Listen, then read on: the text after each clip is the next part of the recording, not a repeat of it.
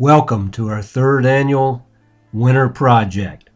This is going to be mostly a do-it-yourself type of project where you'll see us refurbishing a bedroom that's over 25 years old. We're going to put some new paint on it to replace paint that's gotten dingy.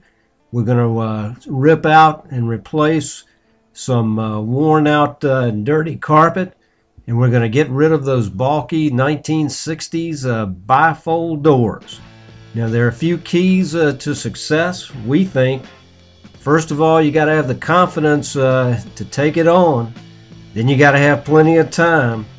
And a good dose of patience and perseverance will work too. We hope you enjoy it.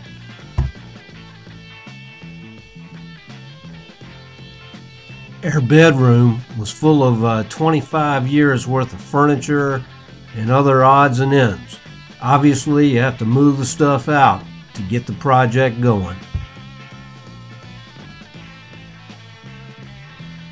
A while later, all the furniture and stuff is moved successfully out. No one was injured, luckily, but we were kind of shocked at the amount of dirt behind the bed after 25 years. Lots of dust there.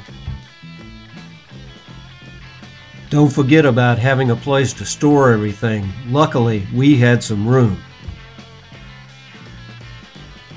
Don't plan on having guests in from out of town unless you've got lots of extra bedrooms. Some larger pieces like our bed may have to be dismantled. Here it is in 13 pieces on our living room floor. When you're ready to start, gather all your tools and your light sources. Having good lighting is a key to getting the job done well. Amateur painters should know what most professional painters know, and that's the quality of your pre-work will dictate how good the job ultimately turns out. In this clip, you can see some of the spots that we've touched up, as well as some of the paint splotches for the colors that we're taking a look at using. The tedious but important pre-work is finished. We'll start by painting the ceiling first. Doing the cut-in on the ceiling is the first step to getting it done, and then we'll be ready to start with the rolling.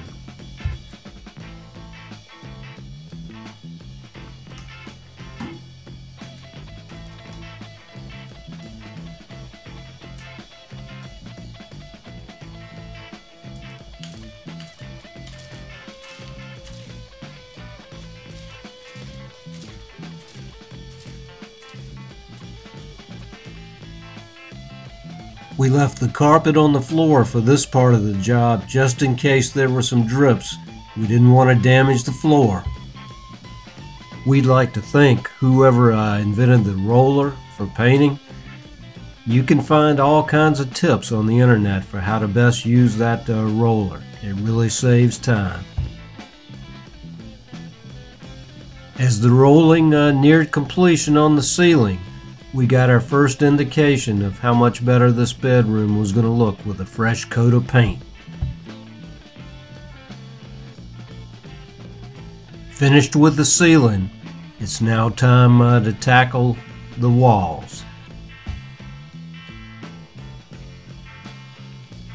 This worn out dirty carpet has to go first. We were able to make short work of the carpet, getting it out pretty easily, and it revealed a wooden floor that was in pretty good shape. Kind of made us wonder why anybody would ever want to cover it up. Having a vehicle big enough to get the carpeting to the dump makes things easier too. While the rug comes up easy, those little tack strips around the edges of the room, you have to be careful getting them up, not to damage the floor. As with any project, especially a painting one, accidents can happen. You want to make absolutely sure you've got the edges of your floor protected so that those drips don't get on the wood. With the pre-work done, It's now time to start one of the most tedious parts of the project, doing the cut-in on the walls.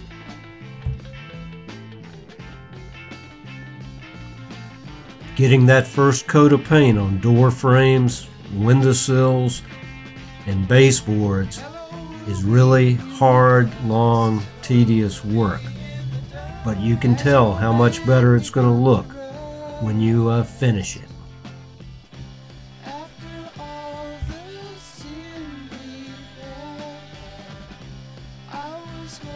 After the white on the woodwork, it was time to do the cut-in with the River Rock blue.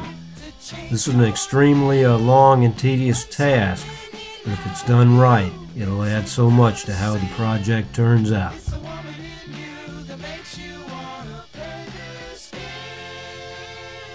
After 3 very difficult days doing a double coat on the cut-in, it's finally time to do some rolling, which is almost fun after doing that brutal brush cut-in.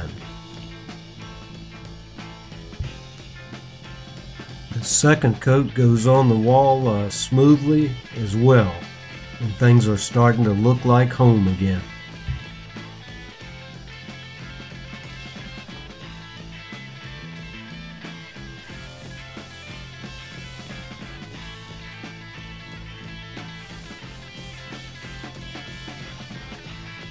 After almost a week of sometimes very difficult painting, the job was just about complete, except for some touch-up.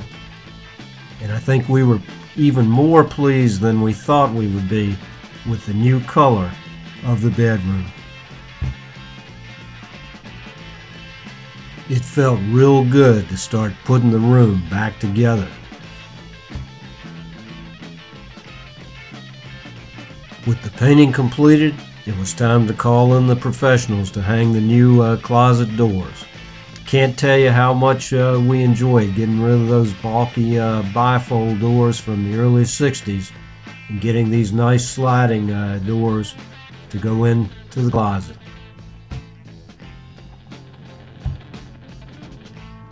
The other job we had the professionals do for us was to install new shoe molding. They made short work of it. We didn't have the tools or the expertise to do that part of the project ourselves. After the shoe molding was put on, a little touch-up painting was necessary around the edges.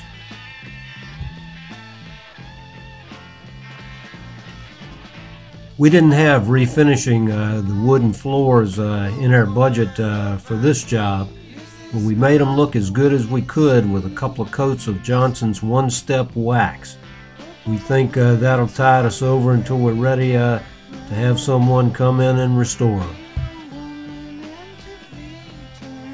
One of the fun things we tried to do when the room was completed was rearrange the furniture for the first time in 25 years. We tried and tried to get the new footprint down, but we just couldn't do it. We had a formula for success, and we went back to it.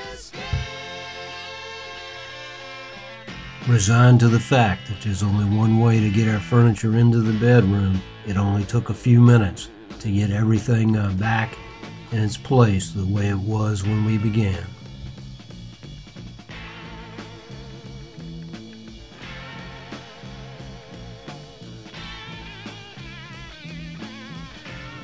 A few days later, a shopping trip gave us this beautiful rug. It was a little bit like a comedy routine, trying to get the padding down just right and all the wrinkles out of the new carpet so everything would be just so to put the furniture back in. Here's the bed going back together for the second time. So most of the furniture's back in, the bed's put back together, and the only things missing are the little detailed items and clothes from the closet. We had a good challenge getting this one done, but we're very, very satisfied with the result.